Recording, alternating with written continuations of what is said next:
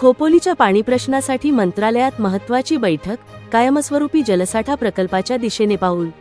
खोपोली शहराच्या भविष्यातील पाणी प्रश्नावर कायमस्वरूपी तोडगा काढण्यासाठी मंत्रालयात मंगळवारी 4 ऑगस्ट महत्त्वपूर्ण बैठक पार पडली. वाढती लोकसंख्या, औद्योगिक विकास आणि शहराच्या विस्तारामुळे भविष्यातील पाण्याची गरज लक्षात घेऊन नवीन जलसाठा प्रकल्प उभारण्याबाबत या बैठकीत सविस्तर चर्चा करण्यात आली. खोपोली शहराला शाश्वत व मुबलक पाणीपुरवठा उपलब्ध व्हावा यासाठी कर्जत-खालापूर विधानसभा मतदारसंघाचे आमदार महेंद्र थोरवे यांच्याकडे पत्राद्वारे तातडीने बैठक घेण्याची मागणी करण्यात आली होती.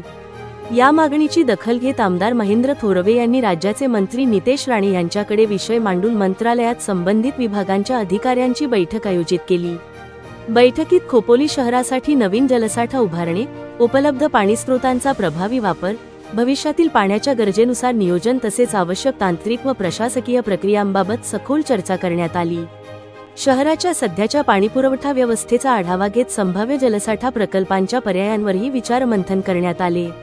यावेळी संबंधित अधिकाऱ्यांनी पाणीपुरवठ्याची सद्यस्थिती, भविष्यातील गरज आणि प्रकल्पासाठी आवश्यक असलेल्या तांत्रिक सर्वेक्षणाची माहिती सादर केली. तसेच प्राथमिक अहवाल आणि सविस्तर प्रकल्प अहवाल DPR तयार करण्यासाठी आवश्यक कार्यवाही तातडीने सुरू करण्याबाबत चर्चा झाली.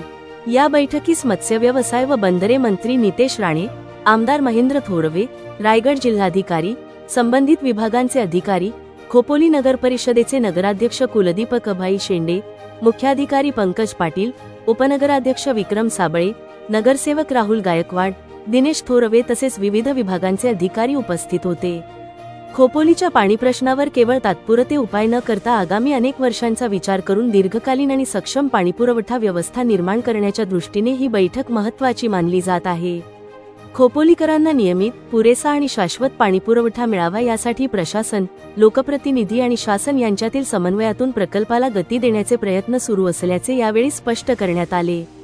खोपोलीच्या विकासाबरोबरच नागरिकांच्या मूलभूत गरजांना प्राधान्य देत पाणी प्रश्नाच्या कायमस्वरूपी समाधानासाठी शासनस्तरावर ठोस पाठपुरावा सुरू असल्याने खोपोलीकरांमध्ये समाधान व्यक्त होत आहे.